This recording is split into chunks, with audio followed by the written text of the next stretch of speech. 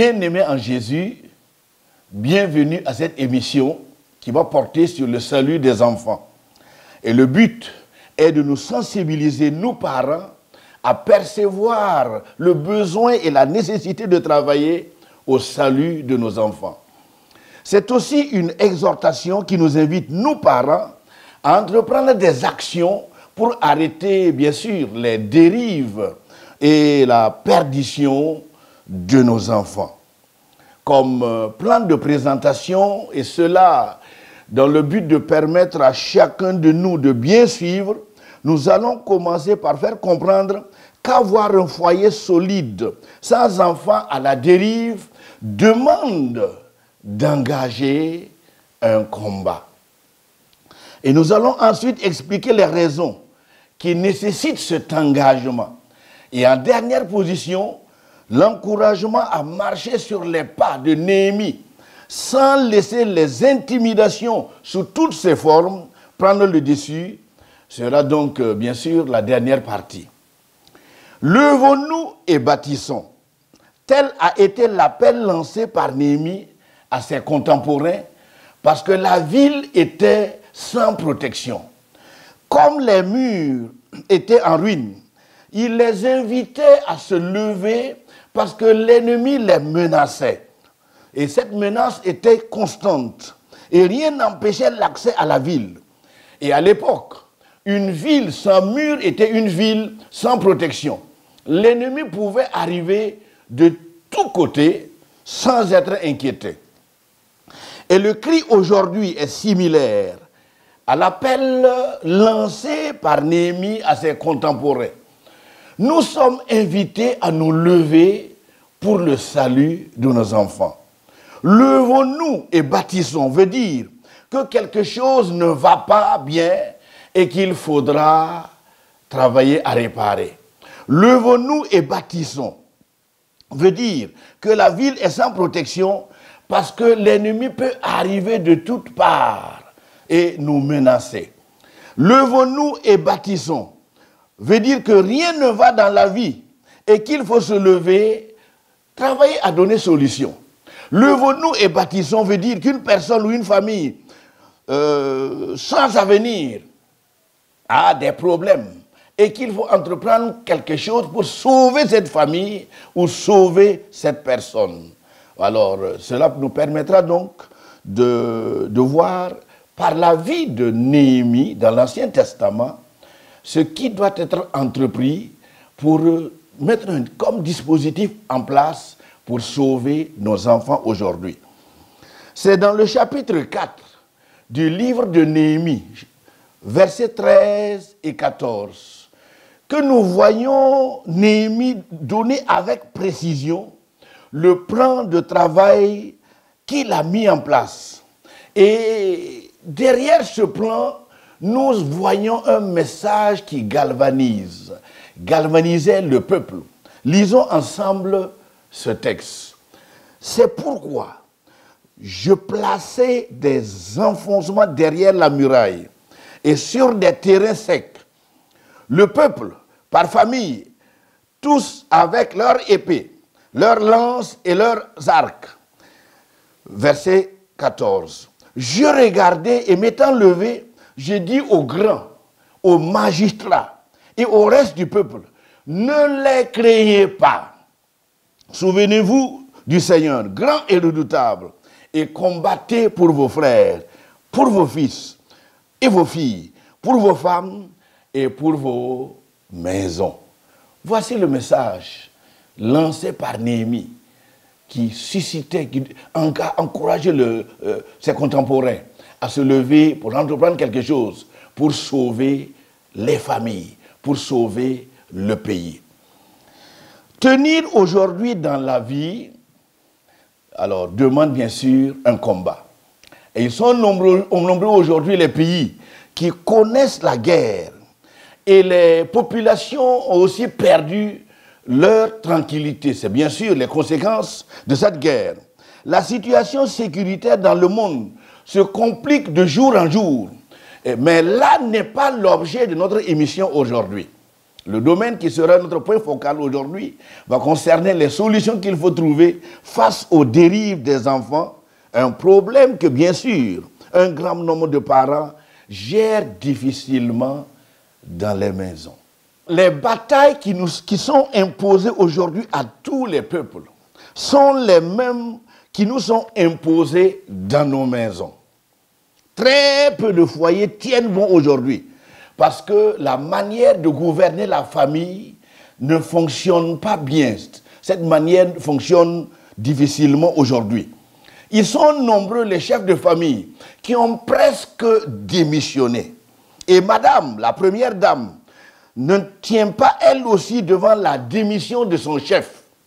Nous ne sommes pas bien préparés aujourd'hui à faire face aux nouvelles réalités qui nous sont imposées. Nous ne sommes pas bien préparés devant les nouvelles tactiques de l'ennemi de nos familles. Et nous pensons que les armes que nous utilisons actuellement contre l'ennemi de nos familles et surtout l'ennemi de nos enfants, ces armes et les moyens semblent être périmés et j'allais dire obsolètes. Nos enfants ne sont plus en sécurité spirituellement. Nos épouses et nous-mêmes, personne n'est en sécurité. Cependant, la Bible nous a montré les armes efficaces et comment les utiliser. Et l'encouragement et les leçons que nous allons tirer de la stratégie de Néhémie vont certainement nous servir utilement. Écoutez, je viens de dire que ce ne sont pas les pays seuls qui sont en difficulté. Même dans nos maisons, ne sommes-nous pas en train de perdre des batailles? Le monde qui est l'ennemi de notre salut a déjà rendu esclaves plusieurs de nos enfants. Et les preuves sont déjà palpables. Nos enfants deviennent de plus en plus esclaves de ce monde. Tout se mondanise. Nous sommes dans une génération où avoir une vie conjugale agréable et une famille solide, sans enfants à la dérive, n'est pas facile. La bataille est rude parce que le point focal de l'adversaire aujourd'hui est actuellement sur la famille. C'est ce qui explique l'urgence de se lever et de se battre pour le salut de nos enfants. Voilà donc ce que disait Néhémie. Relisons le verset 4, le chapitre 4, verset 14. Donc particulièrement le verset 14. Je regardais et m'étant levé, je dis aux grands, aux magistrats et au reste du peuple, ne les craignez pas. Souvenez-vous du Seigneur grand et redoutable et combattez pour vos frères, combattez pour vos fils et vos filles, combattez pour vos épouses et pour vos maisons. La bataille était difficile et c'était dans ce contexte compliqué que Néhémie galvanisait ses contemporains.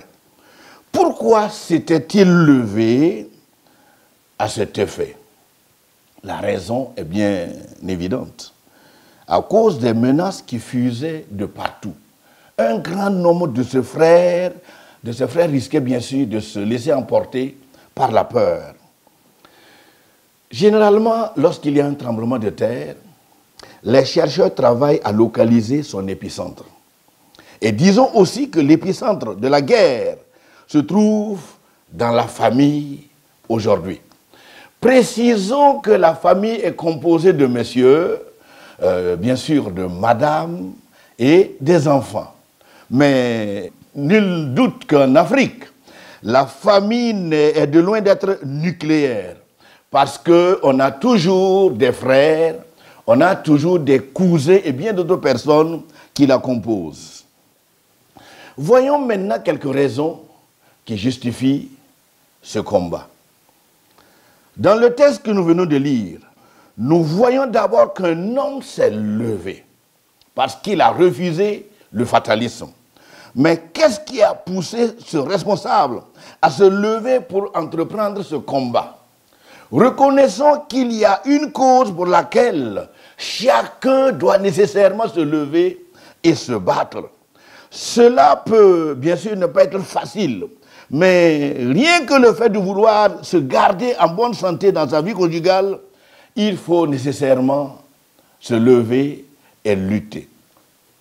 Même pour garder ses enfants contre les influences mauvaises, il faut se lever, et cela très tôt. Quand on observe la vie de certains jeunes, quand on parle de jeunes, les filles et les garçons, nombreux sont ceux qui ont des difficultés à cacher les lacunes et les tares qui sont bien sûr les conséquences de l'absence d'une bonne éducation. La vie mondaine est venue jusque dans nos maisons et nous sommes nombreux à, bien sûr, nous sentir envahis. Ce qui justifie la répétition de cette question, pourquoi allons-nous nous laisser ce monde continuer à nous rendre esclaves et rendre nos enfants esclaves si facilement? Alors, rares sont bien sûr les foyers aujourd'hui qui ne traversent pas ces périodes de turbulence. Je sais aussi qu'ils sont nombreux ces foyers qui vivent des situations, je sais bien qu'il n'est pas bien de nommer ici.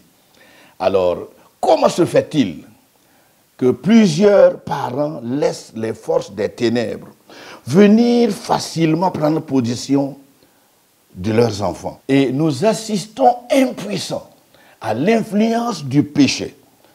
Pas ailleurs, mais dans nos maisons, nos propres maisons. D'ailleurs, l'enfant qui faisait la fierté de la maison et qui devait être une relève de qualité, n'est-il pas malheureusement aujourd'hui dans l'alcool ou dans l'immoralité?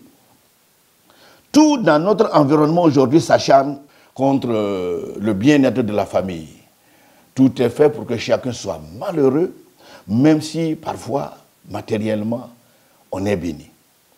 Parlant du besoin de dispositifs qui protègent la famille, nous n'allons pas passer par 4 chemins pour dire que l'implication des parents se positionne au premier plan.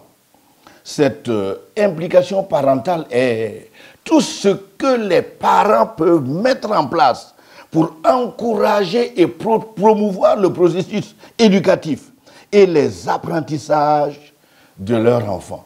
Il n'est pas mal d'insister sur ce point parce que la parentalité est importante pour les actions à entreprendre en faveur de la protection de la famille. Écoutez, je sais que ce travail est un investissement important, car ce rôle de parent modifie. Ce rôle de parent apporte beaucoup de bien dans la vie des enfants. Leur manière de gérer les situations du quotidien, leur manière de s'exprimer, leur manière de communiquer, etc. Tout cet ensemble peut apporter un plus important dans la vie de l'enfant. Il n'est pas possible pour un enfant à qui il a manqué d'éducation de cacher ses lacunes et ses tares. D'ailleurs, les signes qui indiquent qu'un enfant n'a pas eu l'éducation nécessaire sont nombreux. Même devenu grand, il a beaucoup de difficultés à respecter d'abord ses parents et même les gens du dehors. La rébellion dans sa vie, qui n'est pas domptée par les parents depuis sa tendre enfance, va produire tout au long de sa vie du fruit qu'il ne peut pas et qu'il ne pourra pas cacher. Même devenu grand, cette personne cache difficilement ses lacunes. C'est pourquoi la cohabitation avec ces personnes est compliquée même après le mariage et pire, et même à l'âge adulte. Il n'est d'ailleurs pas possible de rester 1 heure avec un garçon ou une fille de cette catégorie sans détecter ce qui a manqué dans son éducation. Alors, parmi les déficits qui peuvent figurer dans l'éducation d'un enfant, il y a par exemple, comme nous l'avons déjà dit, l'incapacité à respecter ses parents et les gens qui l'environnent. Très souvent, cet enfant ne se rend même pas compte de l'inconvénance de son attitude et de son comportement. Il nous est possible de rallonger la liste Par exemple, comme la difficulté d'accepter les autres, la difficulté à dire merci lorsqu'on lui fait du bien, la difficulté d'avoir de la considération pour les autres. Et même lorsqu'ils sont en groupe de discussion, écouter calmement les autres est difficile pour cette personne. Et elle aime s'accaparer de la parole à tout moment et souvent, elle est interminable. Une telle catégorie d'enfants parvient difficilement à développer les qualités morales nécessaires, telles que le don de soi, ajoutons que par exemple la tolérance, le respect et la discipline, voici entre autres des valeurs morales qu'il faut travailler, surtout nous parents, à inculquer dans la vie de nos enfants. Ajoutons aussi qu'à la lumière de la parole de Dieu, lorsqu'on parle de valeurs morales, ce sont des qualités produites par le respect des principes qui régissent la vie dans le royaume de Dieu. Alors, le respect de ces principes a toujours encouragé le bon usage de tout. Par exemple, le bon usage de ses connaissances, le bon usage de ses dons et de ses talents, le bon usage de sa langue, son langage est bien réglé, le bon usage de son sexe, le bon usage de ses convictions, et nous pouvons encore allonger et dire le bon usage de son pouvoir. Lorsqu'à la base, il a manqué cette capacité à garder l'équilibre, ce sont des lacunes comme l'arrogance, le désordre, l'absence de profondeur dans ses paroles, l'incapacité à dompter ses états d'âme. Tout cela qui, bien sûr, vont caractériser la vie et le comportement de cet enfant. Il est temps de reconnaître que, surtout pour nos parents, que jouer au lion ou à la lionne dans la maison n'est plus à la mode aujourd'hui. Ils ont été nombreux à avoir joué au lion depuis longtemps, mais à quoi ça a servi? Les bases de leur foyer tiennent-ils? Ce sont des questions que nous pouvons nous poser. Alors, leurs enfants ne sont-ils pas déjà dans toutes ces dérives que nous sommes en train de citer? Alors, cette émission a un contenu qui se veut être un message d'espoir pour inviter quelqu'un à quitter sa zone de violence, à inviter quelqu'un à quitter ses habitudes, les habitudes qui ne servent pas encore aujourd'hui, pour revenir au bon sens, car je crois, il n'est jamais tard de bien faire. Si ensemble nous ne travaillons pas à rebâtir nos foyers, nous serons tous surpris de voir ce qui pourra arriver. C'est pourquoi nous pensons que l'heure de la reconstruction a sonné pour chacun de nous. L'heure n'est plus de savoir qui a tort ou qui a raison. Le moment n'est pas aussi de chercher à savoir qui est fort et qui ne l'est pas. Nous répétons encore que l'heure qui a sonné est à la reconstruction. Rebâtis ton foyer. Cherche le bien de ton épouse, cherche le bien de ton mari, cherche le bien de tes enfants. C'était cet appel que Néhémie a lancé à ses contemporains lorsque les choses n'allaient pas bien. Et aujourd'hui encore, l'appel à la reconstruction se fait retentir. Et nous allons toujours le répéter. Levons-nous et bâtissons veut dire que quelque chose ne va pas bien et qu'il faut travailler à réparer.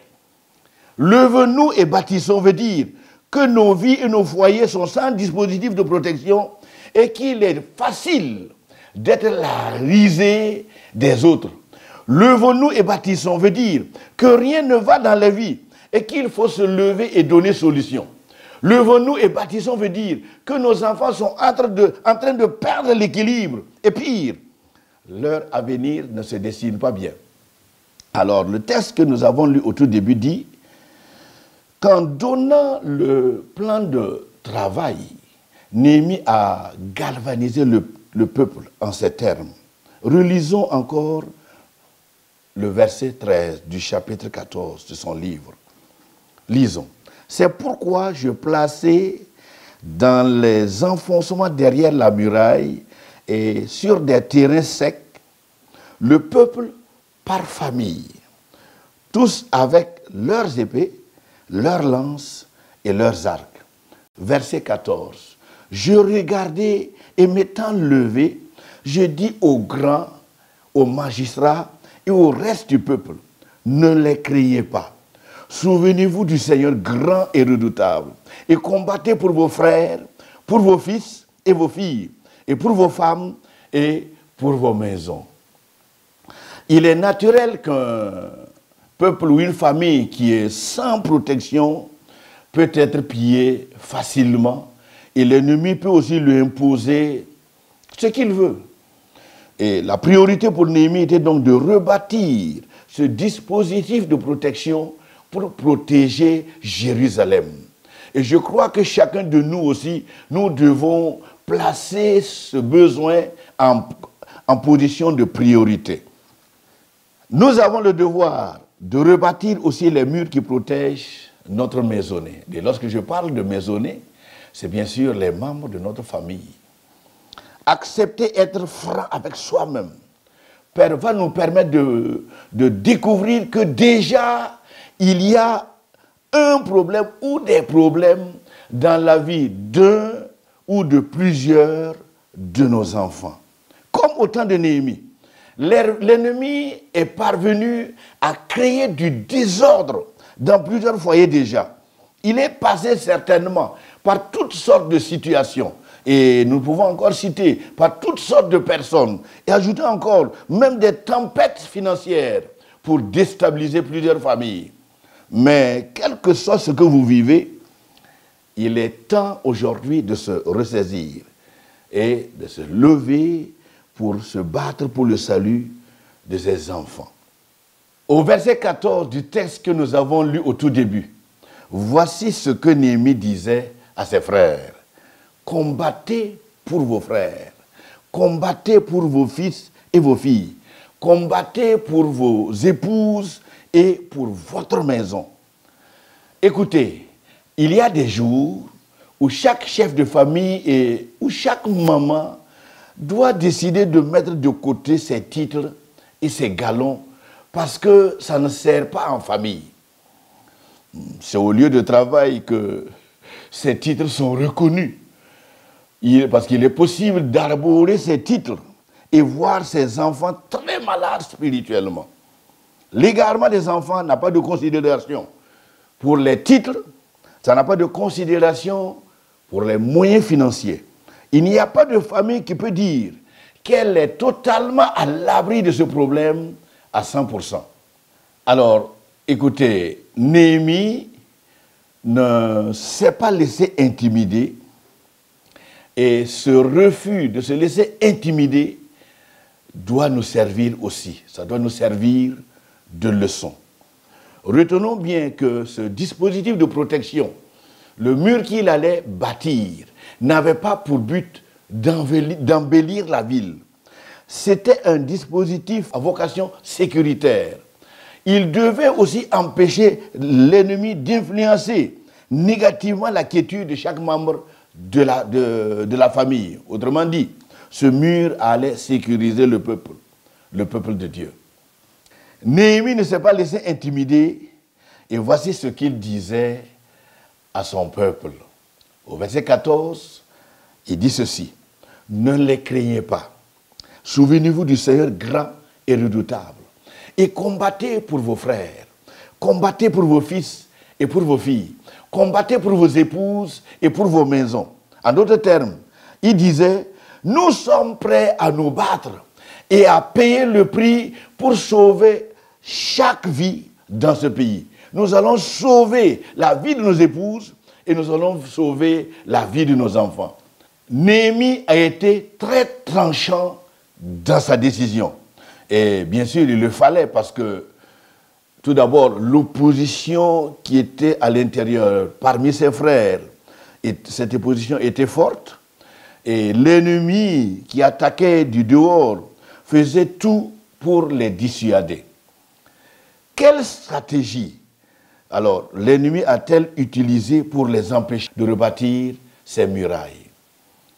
Je sais que quand nous parcourons le texte, nous voyons que de l'intimidation aux menaces diverses, tous les moyens ont été employés pour que ce dispositif ne tienne pas.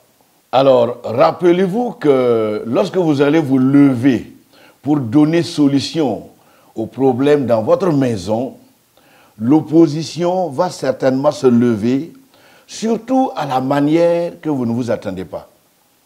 Il se pourrait que ce soit un enfant, un voisin ou même votre partenaire qui va se dresser contre ce que vous êtes en train de faire. Mais tout comme Néhémie, il ne faut jamais se laisser intimider. Néhémie fait partie de ceux qui refusent le fatalisme, même si le contexte est compliqué. Nous savons tous que dans la vie, il n'y a pas d'action positive sans opposition. Néhémie a même connu la trahison où ceux en qui il avait placé sa confiance l'ont trahi. Écoutez, d'ailleurs, ça fait partie de la vie, ça meuble le quotidien. Le message de Néhémie est un message qui galvanise et qui encourage à tenir, même si on a été offensé, même si on a été trahi. Dans la vie, l'abandon n'a jamais été le bon choix. Nous répétons que pour Néhémie, la reconstruction des murs de la ville n'était pas dans le but de décorer son pays. Sauver chaque famille était son but ultime. Nous savons que les décisions et les actions que vous allez entreprendre aussi ne seront pas pour plaire à tout le monde. Parce que pour corriger quelqu'un, pour changer, apporter un changement, ça ne plaira certainement pas à tout le monde. Écoutez, avoir un foyer solide, c'est travailler à donner de bonnes réponses à chaque problème qui se présente. L'heure n'est donc pas au sommeil. L'heure est au travail et à regarder en face ses propres problèmes et lui dire, problème, l'heure a sonné pour moi de travailler à te faire partir. Et nous avons besoin donc des gens du genre de Néhémie pour s'opposer de manière farouche à tout ce qui empêche la mise en place de ces dispositifs. Nous savons tous que l'ennemi sait que s'il parvient à déstabiliser le chef de la maison, il a gagné tout le reste. L'ennemi travaille à brouiller d'abord la gouvernance de la maison, c'est-à-dire à créer par exemple la division entre monsieur et madame sur la gestion bien sûr des enfants. Et lorsqu'il parvient, il a gagné. Si vous ne pouvez pas vous mettre d'accord sur les choses qu'il faut donner aux enfants ou sur les choses qu'il faut leur refuser, vous avez perdu. Ces enfants deviennent donc des meilleures cibles de l'ennemi aujourd'hui. Il y a des permissions ou des laissez-faire qui sont les causes de bagarre entre monsieur et madame. Et la division a toujours été la meilleure arme que l'ennemi ne rate pas, que l'ennemi emploie à tout moment. Je vais donc encourager chaque parent à ne pas abandonner. Il ne faut jamais cesser de se battre pour le salut de son enfant. Parce que ça justifie le cri de Néhémie. Et ce cri-là devrait être le cri de chaque parent aujourd'hui. Il a dit ceci à ses frères. Je regardais et m'étant levé, je dis aux grands, je dis au reste du peuple, ne les criez pas. Et aujourd'hui encore, il ne faut jamais baisser les bras. Il ne faut jamais dire, je suis fatigué, j'ai perdu la bataille. Il ne faut jamais faire cette déclaration. En conclusion, insistons que comme Néhémie s'était battu pour le salut des enfants de sa génération, le salut de chaque famille, il est temps pour chaque parent de travailler à mettre en place aussi un dispositif de protection pour les membres de sa famille. Néhémie s'était refusé le sommeil parce qu'il avait compris que l'avenir des enfants de sa nation dépendait de ce mur. Aujourd'hui encore, le jour est favorable, le moment est favorable de décider, de travailler à renforcer le dispositif qui protège chaque enfant. Et à la lumière de la parole de Dieu, il est possible de reprendre les paroles de Néhémie et nous allons paraphraser. Si vous vous battez pour votre maison, Dieu lui aussi viendra à votre secours.